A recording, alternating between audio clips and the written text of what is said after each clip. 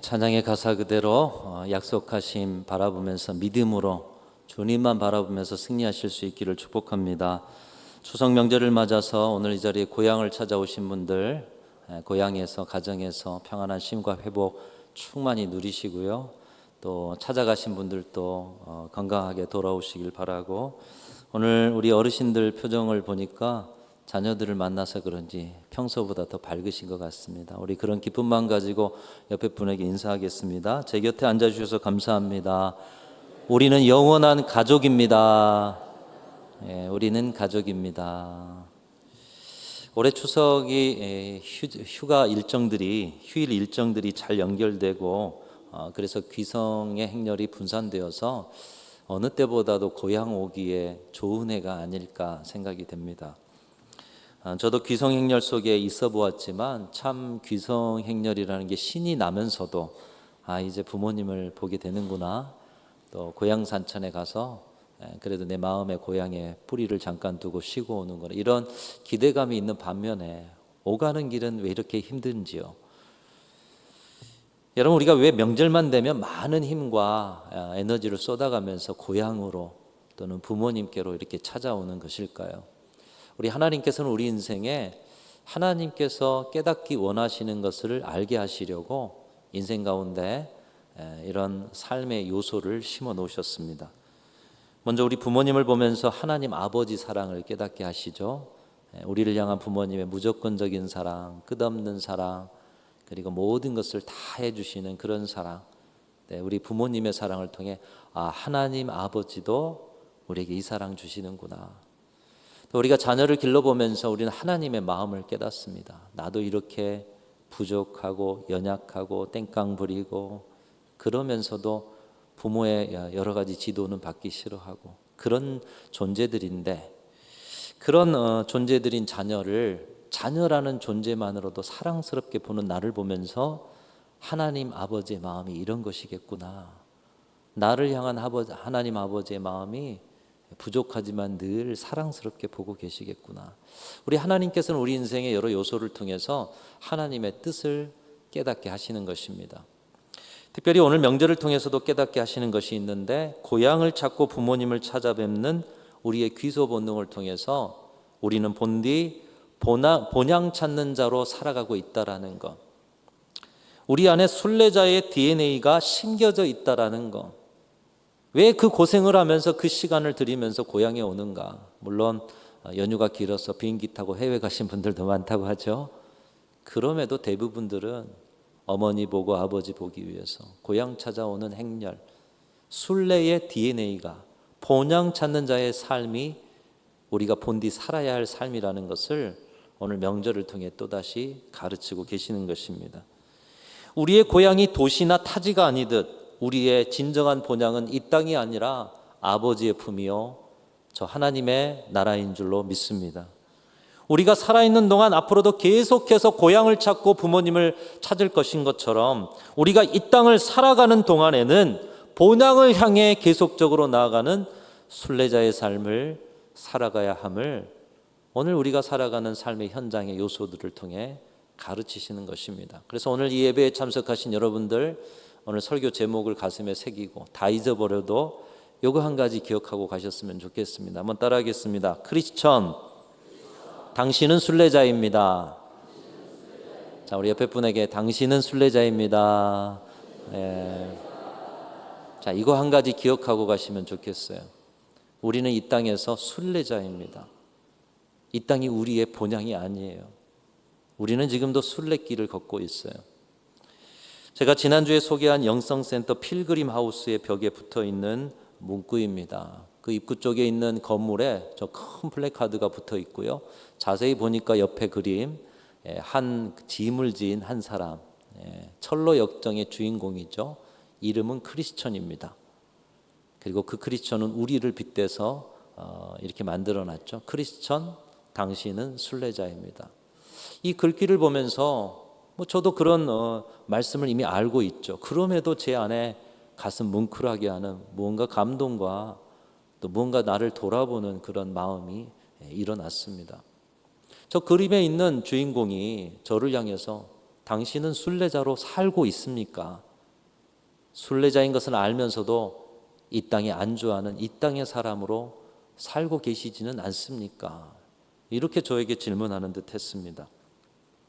오늘날 그리스도인 된 여러분들은 내 주님 계신 본향을 향해 가는 순례자로 살고 계십니까? 아니면 이 땅에 영원히 살 것처럼 이 땅에 안주하고 이 땅의 것만 구하고 이 땅의 것만을 품고 이 땅에 매여서 살아가고 계십니까? 고난의 순례를 마치는 인생의 마지막 순간에 주님 손 붙들고 천사, 천군 천사의 호의 받으면서 주님의 보좌 앞으로 나아가 내 아버지 하나님께 달려가 그분의 품에 안길 여러분들이십니까? 아니면 고난의 그 순례 여정을 마치는 날에도 이 땅에 두고 온 것에 집착하면서 뭔가 내려놓기 아쉬워 몸을 부르르 떨며 순례의 마지막을 두려움 가운데 어둠으로 가실 그런 분들이십니까? 우리는 순례의 마지막 날 순례를 믿음으로 완주함을 감사하면서 승리의 찬송을 하나님께 올려드려야 하는 하나님의 백성이요 크리스찬 그리스도인들인 줄로 믿습니다. 여러분, 어떻게 우리가 주님의 품 안으로 달려가는 사람이냐, 아니면 이 땅에 매여 그 죽음의 순간 마지막 순례의 여정에도 부르르 떨며 어둠으로 가는 사람이냐, 그 차이가 어디에 있느냐? 여러분, 어디에 있을까요? 순례자로 살아가느냐, 아니면 이 땅의 사람으로 살아가느냐, 이 차이에 있다라는 것입니다. 하나님께서는 말씀을 통해서 우리 그리스도인들은 반드시 땅의 사람이 아니라 하늘의 사람으로 이 땅에서는 나그네요 외국인이요 순례의 인생길을 살아가는 자들이 되어야 한다라고 말씀하고 계십니다. 오늘 말씀이 그것을 우리에게 가르치고 그 순례자의 삶을 살아내라 명령하고 계십니다. 오늘 13절 14절만 우리 두 구절 같이 읽으면서 여러분에게 주신 말씀이요 앞으로도 우리가 살아가야 할 삶이다 생각하면서 같이 읽겠습니다. 시작. 이 사람들은 다 믿음을 따라 죽었으며 약속을 받지 못하였을 때 그것들을 멀리서 보고 환영하며 또 땅에서는 외국인과 나그네임을 증언하였으니 그들이 이같이 말하는 것은 자기들이 본향 찾는 자임을 나타내미라. 자기들이 누구라고요? 본향 찾는 자들임을. 이 사람들이 누구냐? 믿음의 선배들인 거예요. 아브라함, 이삭, 야곱, 그 외 수많은 믿음의 선진들이 신학으로 인해서 고난과 핍박과 역경의 세월을 살아가면서도 믿음으로 살려고 왜 발버둥 쳤냐? 이 땅의 사람이 아니라 본향 찾는 자이기 때문이었다. 그들이 본향 찾는 자로서 우리 하나님 앞에 간구하면서 순례자로 살아갔기에 16절에 보면 그들에게 하나님께서 한 성, 그 본향을 예비해 주셨다 이렇게 말씀하고 있습니다. 오늘 이 말씀이 저와 여러분을 위한 약속이요 또한 저와 여러분도 이 땅의 순례가 끝나는 그날 주님이 예비하신 본향에서 그 아름다운 주님의 영광과 찬송이 가득한 그곳에서 주님이 예비하신 본향의 은총을 누리는 그런 진정한 순례자들이 다 되실 수 있기를 주님의 이름으로 축원합니다. 그런 믿음에서인지 우리 신앙인들이 성경 다음으로 가장 많이 읽은 책이 철로역정이라는 책이라고 합니다. 이 철로역정이라는 의미는 하늘나라로 가는 순례자의 길이다. 하늘나라로 가는 천상으로 가는 순례자의 길이다. 원 제목은 필그림스 프로그레스 이렇게 해서 필그림이 순례자죠. 순례자의 여정. 그래서 이 책에 담고 있는 것이 이 땅에 신앙의 순례자들이 살아가는 여정을 담고 있습니다. 여러분, 가을은 천고마비의 계절이요 그리고 독서하기 좋은 계절이라고 합니다. 말씀도 많이 읽으시고 과거에 이 책을 읽으셨더라도 좀 다시 펼쳐서 이 책을 한 번 더 읽어보시면 참 좋겠다는 생각이 듭니다. 이 책은 아시다시피 존 버년이라는 사람이 쓴 책으로 그가 예수님을 믿고 성령의 충만을 받고 이 책을 썼다고 합니다. 그때는 아직 목사가 되기 전이었던 것 같고요. 그 후에 이런 은총 속에서 또 목회를 하는 사람이 되었다고 합니다. 예수님을 믿지 않고 무거운 짐을 지고 가던 한 사람, 자신의 빗대어서 그런데 그 사람이 복음을 받아들여서 크리스찬이 됩니다. 그리고 한 크리스찬의 신앙의 순례의 여정을 처음부터 끝까지 다 이렇게 이야기식으로 기록해 놓은 책입니다.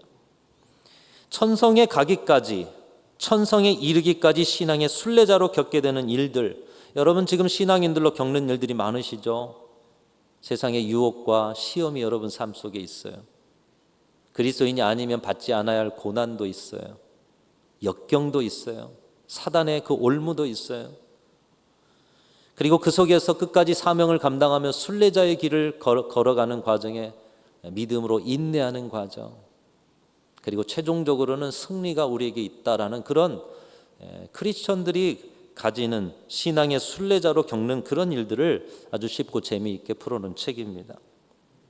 이 책이 얼마나 많은 사랑을 받았던지 설교의 황제라고 불리는 스펄전 목사님도 이 책을 때때로 읽으면서 설교의 영감을 받았고요. 그리고 평양 대부흥운동의 중심에 있었던 길선주 장로님의 회심의 계기를 이 책이 줬다고 합니다. 여러분 아주 예수 믿는다고 하고 이 자리에 예배를 드리시지만 진정한 회심에 이르지 못한 분들이 있으십니까? 이 책 한번 펼쳐서 읽어보시기 바랍니다. 또 철로 역정을 가지고 전국 방방곡곡 다니며 설교하신 분이 있으셨죠. 이성복 목사님이라는 분, 아마 우리 교회 역사 속에서도 그 유명한 부흥 강사님 한번 오시지 않았을까. 여러분 옛적에 우리 선배들 참 가난과 고난의 인생을 살아가면서도 신앙 부여잡고 하루하루 이기며 살지 않았습니까? 그 가난과 고난, 그 고난의 여정에 악착 같은 신앙의 사람들에게 철로 역정, 당신들의 길이 순례의 길이지만 결국 그 천상으로 가는 복된 길입니다. 이 말씀 선포될 때에 얼마나 한국교회가 위로받고 또 천상의 승리를 이 땅에서 맛보게 하는 그런 말씀이었겠습니까? 오늘 우리가 걸어가는 모든 길이 바로 이 철로 역정이로되 저와 여러분의 삶의 진정한 본향을 향한 그 승리의 걸음, 끝까지 완주하는 순례자의 길이 다 되실 수 있기를 주님의 이름으로 축원합니다. 자, 그렇다면 이 땅에서 본향 찾는 순례자로 살아간다는 것은 어떤 것인가? 특별히 추석 명절을 맞아 가족이라는 의미에서 우리 가정 안에서 또 우리 만남 안에서 본향 찾는 자의 삶은 어떤 것인가? 한 두 가지만 정리해 보고자 합니다. 첫 번째로 순례자는 언제나 순례의 마지막 걸음을 준비하며 살아가는 사람들이다. 순례의 마지막 걸음. 순례를 하는 이유는 완주를 하기 위해서, 결국 그 목적지에 도달하기 위해서이기 때문에 순례의 마지막 걸음을 준비하면서 살아가는 사람들이 순례자다. 우리가 여행을 가보고 타지에 출장을 가봐도 알 수 있는 것처럼 아무리 좋은 여행지라도 결국에는 여행에서 돌아올 날이 있는 것입니다. 아무리 힘겨운 출장이라도 언젠가는 집에 돌아올 날이 있는 것입니다. 그처럼 이 땅은 우리의 순례지이지 집이 아니요 목적지가 아니기 때문에 우리는 언젠가 본향으로 가는 날, 본향에 도착하는 날을 맞이하게 될 것입니다. 여러분 믿으십니까? 본향으로 가는 그날을 맞게 될 것이에요. 영원히 이곳에 살지 않는 존재들이에요. 그렇기 때문에 순례자는 언제나 순례의 마지막 걸음을 준비하며 살아가는 사람이 되어야 하는 것입니다. 마지막 걸음을 준비하며 산다는 것, 여러분 쉽게 풀어서 말하면 떠날 준비하고 살아간다는 거예요. 마지막 순례의 길을 준비하며 살아간다는 것, 떠날 준비하고 살아가는 것이다. 여러분 떠날 준비 되셨습니까?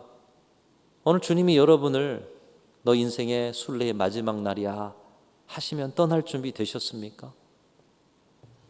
순례의 길 하면 떠오르는 길 중에 하나가 아마 요즘 많은 세계인들이 사랑한다고 하는 산티아고 순례길이 아닐까 생각이 됩니다.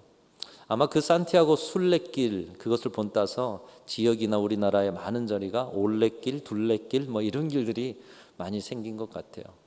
근데 이 순례길이 산티아고 순례길이 별로 알려지지 않을 때에 서영은이라는 여성분이 66세의 나이로 모든 것 다 내려놓고 유언장을 씁니다. 이 순례길에서 내가 죽을 수도 있다라는 생각을 가지고 하루에 수십 킬로를 걷고요. 40일 동안 그 길을 누구의 도움 없이 걷는 순례길을 결단하면서 유언장을 쓰죠. 그리고 그 순례의 여정을 기록한 책이 노란 화살표 방향으로 걸었다. 좀 오래된 책이지만 이 책을 보면 그 책에 지금도 기억나는 그런 장면들이 많이 있지만 그 중에 하나가 뭐냐? 처음에 순례를 시작하려고 할 때는 온갖 짐을 다 챙겼다는 거예요. 심지어 드라이기까지도 챙길 수도 있고요. 여러분, 여행을 가고 순례를 가는데 우리는 그렇게 많은 짐을 챙긴다는 것이죠. 생필품에서부터 먹을 것까지 잔뜩 챙겨 순례를 시작했지만 점점 힘에 부치다 보니 후에는 웬만한 것은 다 버리게 되었다. 가고 가다 보니까 자신의 몸 하나도 추스릴 수가 없어요. 그러니 정말 생존에 필요한 것 외에는 다 버려지는 순례의 여정. 순례자에게는 순례길에 필요한 물건이 목적이 아니라는 것입니다. 순례의 완주가 목적이라는 것이죠. 순례자가 언제나 순례의 마지막 걸음을 준비하며 살아간다는 것은 다음 순례의 걸음, 그리고 순례를 완주하기 위해서 불필요한 모든 것을 버리고 또 버린다는 것이에요. 어제는 그래도 이것은 좀 붙잡아 놔야지. 근데 또 하루를 지나니까 이것마저도 버릴 것이 되더라는 것이죠. 결국 순례가 끝나는 날 순례길에 필요했던 어떤 것도 남겨지지 않는 것. 순례를 마친 대견하고도 자랑스럽고도 순례 속에 다듬어지고 순결한 자신만이, 순례를 완주한 자신만이 남는 것. 이게 순례가 우리 가운데 주는 의미인 것이죠. 어린 시절 할머니의 모습이 기억이 났습니다. 할머니께서 평소에도 방청소는 잘 하시는데 평소에 방청소를 잘 하시는 분이 그냥 앉아 계시다가도 손을 이렇게, 물론 이제 깔끔하신 분들이 그렇게 하시지만 유심히 보았어요. 왜 그러신가. 머리카락 보이면 그것도 모아가지고 머리카락은 또 머리카락대로 잘 모으시더라고요. 또 연세가 있음에도 옷을 깨끗하고 정갈하게 입으십니다. 그 가느다란 손으로 당신의 옷은 직접 이렇게 빨아가지고. 근데 옷을 자주 빠시는 거예요. 아이고 좀 자주 빨지 말고 좀 오래 입으시지 하는 생각이 어린 시절에도 들었어요. 그리고 식사량도 조금씩 하셨습니다. 근데 지금 보니 인생의 순례를 마치는 날 자녀들과 그 누군가에게 깨끗한 당신을 남기고 싶은 것이 아니었나. 내가 죽는 날 나를 통제할 수 없으니 어떻게든 조금이라도 더 깨끗한 모습, 그 모습을 보여주려고 하신 것이 아닌가. 나의 인생의 마지막 시간이 올 것인데 그 시간이 언제 올지 모르지만 그 시간에 누구에게도 부끄럽지 않게 정결한 모습으로, 절제된 모습으로, 그리고 다 비워진 모습으로, 순결한 모습으로 보이고 싶은 마음. 여러분, 순례자의 마음이 이런 마음이 아닐까 생각이 됩니다. 우리의 육체만 아니라 인생의 모든 영역 다 내려놓고 깨끗이 비우는 용기가 순례자에게 있는 거예요. 처음에는 엄청난 짐을 싸들고 갔어요. 40일을 살아야 되니까요. 그런데 나중에는 보니까 어깨에 메고 있는 짐 모두가 다 불필요한 거예요. 오직 순례를 끝까지 완주하는 것만 필요한 거예요. 그리고 마지막 순간에는 모든 물건들이 없고 자신만 남게 되는 거죠. 그것이 육체만 아니라 물질도 명예와 자존심까지도 순례의 여정에는 다 비우고 내려놓을 때 순례의 마지막 자리에 깨끗하게 비워진 가벼운 발걸음으로 순례를 완주하고, 우리 인생의 순례를 완주하는 날 그런 순결하고도 성숙한 우리 자신을 하나님 앞에 드리는 진정한 순례자가 되어지게 될 줄로 믿습니다. 오늘날 크리스찬 가운데도 주님이 부르실 때 떠날 준비가 되어 있지 않은 순례자들이 너무나도 많은 것을 봅니다. 우리 교회가 장례가 참 많아요. 한 주에 거의 한 번꼴로 가정들의 슬픔이 있어요. 근데 그 가정마다 분위기가 다릅니다. 떠날 준비가 되어 있는 분들이 있는가 하면 떠날 준비가 되어 있지 않은 분들이 있어요. 그들 모두가 신앙인들이에요.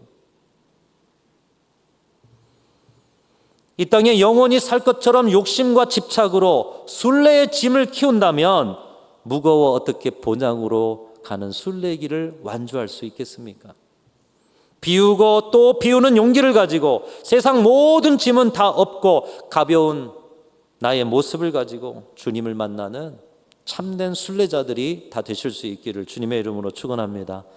여러분 특별히 이 추석 명절에 이 순례의 모습을 여러분 한번 실천해 보시기 바랍니다. 우리 가지신 분들은 되도록 많은 것을 나눠주시고요, 섬겨주시고요, 또 마음 가운데 있는 응어리 가지고 순례길 마칠 수 없어요. 응어리 다 푸시고요. 그리고 여러분의 자존심도 무겁습니다. 마지막 순례의 한 걸음 자존심의 무게 때문에 못 고르시면 어떡해요. 이것까지도 다 비우고 버리실 수 있는 그런 용기를 가지셔서 진정한 순례의 길을 완주하는 저와 여러분 모두가 다 되실 수 있기를 주님의 이름으로 축원합니다. 자, 우리가 순례자로 살아가는데 첫 번째로는 순례의 마지막 걸음을 준비하면서 살아가야 한다. 두 번째로 순례자는 순례의 길에 만나는 모든 사람들을 선물로 여기며 살아가야 하는 것입니다. 그 이유 중에 하나는 인생의 순례에 우리는 오늘도 옆에 분을 만나고 다음 주도 만날 거다 생각할 수 있지만 실제로 현실은 오늘 보지만 다음에는 못 볼 수 있다는 것이 현실 아니겠습니까? 여러분 오늘 이 예배가 여러분이 드리는 마지막 예배라면 지금 여러분이 예배하는 모습과 어떤 차이겠습니까? 오늘 마지막이란 마음 갖고 오시지는 않았겠죠? 근데 마지막 예배라면 여러분의 지금 예배와 그 마지막이라는 마음 가지고 오는 예배와 차이가 무엇이겠느냐는 거예요. 차이가 없어야죠. 어제 우리 하나님께로부터 내일 드리는 예배가 마지막 예배야 통보를 받았다면 오늘 여러분 옆에서 예배하는 분과 마지막 예배라면 오늘 고향에 찾아와서 부모님과 함께 드리는 예배가 마지막 드리는 예배라면 여러분 이 예배에 대해서 어떤 마음을 가지고 드리시겠어요? 시간 마음과 정성을 다하여 시간 내 옆에 계신 분들과 정말 밝은 웃음으로 마지막 미소를 나누며 여러분 순례자는 그 마음으로 사람을 대하고 다가오는 일을 대하고 삶의 모든 것을 대하며 살아가는 사람이 순례자라는 말씀인 것이에요. 그렇기 때문에 순례자는 모든 것에 진지합니다. 최선을 다합니다. 이 길을 걸어가고 나면 다시는 돌아오지 않는 순례의 길은 앞으로만 가기 때문에 우리의 시간은 계속해서 흘러가기 때문에 다시는 돌아오지 않은 길에 이분을 다시 만날지. 여러분 여행을 가보셨을 거예요. 또 등산도 가보셨을 거예요. 가다 보면 인사하는 분들이 있잖아요. 안녕하세요. 한 번도 만나보지 않았던 분들이. 그럼 서로 얼마나 반갑게 인사합니까? 친하게 거기에 무엇이 있습니까? 이제 가보려고 하는데 알려주세요 하면서. 그러나 그분들 다시 만납니까? 근데 여행의 여정에는 그 한 번 잠깐 스치는 분들도 그렇게 반갑게 만나잖아요. 나에게 주신 선물로 여기잖아요. 그 길에서 만난 사람들과 함께 할 수 있음에 감사하고 그 순간을 소중히 여기고 진심으로 그들을 대하며 살아가는 것, 순례자가 삶 속에서 살아가야 할 삶이라는 것입니다. 여러분 우리 인생의 힘든 순례의 여정에 오늘 이 자리에서 나의 인생의 힘든 여정에 내 남편이 돼주시오, 내 아내가 돼주시오 하면 몇 사람이나 줄 설지 모르겠어요. 그런데 그 힘든 여정에 내 남편이 되어주고요, 내 아내가 되어주고요, 얼마나 감사한 일이에요. 내 부모님이 되어주시고요, 내 자녀가 되어준 일, 외롭고 고독한 인생에 내 동반자가 되어준 거 얼마나 감사한 일입니까? 인생의 어느 시간 동안 나와 함께 해준 분들, 우리가 교회 안에서도 영원히 함께 있을 것 같지만 그러지 못하잖아요. 근데 나의 인생의 어느 순례의 시간에 함께 있어주는 그런 분들, 옆에 계신 분들, 혼자 걸을 순례길에 내 곁에 있어준 분들에게 감사할 일 외에는 뭐가 있느냐는 거예요. 외롭게 홀로 순례길 걸어가야 하는 우리인데, 그런 의미에서 우리 옆에 분들에게 우리 감사를 표현하겠습니다. 함께 해주셔서 감사합니다. 한 번 더 표현합니다. 부부에 대한 강의를 하는 어떤 강사님의 말이 참 공감이 됐어요. 부부가 뭐냐? 인생 가운데 가장 예쁠 때 만나서 가장 추한 모습까지 서로 봐주는 사람들이 부부다. 여러분 공감하십니까? 그러지 않을 수도 있겠죠. 근데 대부분이 정말로 서로 매력에 끌려서 아름다움에 취해서 서로의 그 젊음 가운데 귀한 만남에 감사해서 가장 이쁠 때 만나서 가장 추할 때까지 서로 봐주는 관계. 여러분, 인생을 살다가 병이 나면 누가 돌봐줍니까? 병이 나 대소변 받아야 될 때 누가 그 대소변을 받아주냐는 거예요. 그것을 남편이 하고 아내가 하고 두 사람밖에 할 사람이 없다라는 거예요. 그런데 부부라는 이름으로 만나지 않았으면 인생 70, 80 살면서 그 추한 모습을 누가 받아주겠느냐는 거예요. 자식이 받아주겠는가? 아니, 자식은 멀어가지고 이 명절에 한번 오는 것도 힘들잖아요. 옆집 아저씨가 받아주겠습니까? 이웃이 받아주겠습니까? 친구가 받아주겠어요? 남편이 받아주고 아내가 받아준다는 것이죠. 그러면서 자기 경험담을 이야기합니다. 자기 엄마가 아프고 이 대소변을 받아야 할 때가 있었는데 자기 아버지가 다 그걸 받더라는 거예요. 그래서 아버지가 왜 이것을 다 받을까? 저분의 성격이 그런 성격이 아닌데, 보니까 아버지가 한 가지를 깨달았다라는 것을 알게 된 것입니다. 무엇을 깨달았느냐? 이 여자가 나 위해서 그동안 60년 동안 온갖 희생과 온갖 은혜를 베풀었는데 그것을 안다라는 거예요. 그리고 내가 받은 것이 워낙 많아서 내가 이 정도는 베풀어야겠다, 베풀 줄을 아셨다라는 거예요. 그래서 부부로 맺어졌다면 좋건 좋지 않건 간에 평생 서로에게 은혜를 베풀고 나중에 끝까지 서로를 받아내는 사람들이 부부다. 그런 사람들이 돼야 한다. 내가 준 만큼 받아내 준다라는 거예요. 내가 주는 것이 헛되지 않는다는 거예요. 그렇게 귀한 남편이고 아내인데 아웅다웅 원수처럼 살지 말고 서로 충분히 베풀고 그리고 후에 충분히 서로 받아내는 사람들이 돼야 되지 않겠느냐. 여러분, 공감이 되지 않으십니까? 여러분, 부부만이겠습니까? 우리의 힘겨운 인생길에서 특별히 큰 사고를 당하면 곁에 누가 남아요? 내 마지막 호흡에 누가 옆에 있습니까? 가족들이 옆에 있어요. 다 옆에 있지 않아요. 가족들이 옆에 있어요. 여러분, 이 교회가 문제가 생기고 아플 때 끝까지 교회를 지키시는 분들이 누구예요? 바로 여러분들이에요. 진정 교회를 사랑하는 성도들, 함께하는 우리 동역자들. 인생의 순례길을 가는 여정에 그런 의미에서 보면 우리 서로는 서로에게 귀한 선물인 것입니다. 그런데 그 선물을 여러 가지 별것 아닌 일 갖고 원수처럼 여기고 응어리를 가지고 또 여러 일들 가운데 다투며 갈등하며 살아가는 이 부족한 인생, 순례자의 인생이 아니라는 거예요. 순례자의 인생은 내게 찾아온 모든 사람, 모든 일들을 나에게 주신 선물로 여기는 삶이다. 순례자는 그것을 알고 만나는 모든 사람을 선물로 여기며 나의 순례길에 오늘 보지만 또 보지 못할 사람으로 여기며 오늘 만남을 귀하게 여기면서 살아가는 사람이 순례자다. 여러분, 그 삶을 살아가시기를 주님의 이름으로 축원합니다. 이번 추석 명절에 여러분의 부모님을 귀한 선물로, 여러분의 자녀들을 더 없는 선물로, 그리고 주신 남편과 아내를 정말 세상에서 가장 귀한 선물로 서로 은혜를 베풀고 서로 받아주며 살아가는 진정한 순례자의 삶이 여러분의 가정 가운데 나타나실 수 있기를 주님의 이름으로 축원합니다. 사랑하는 성도 여러분, 크리스천은 순례자입니다.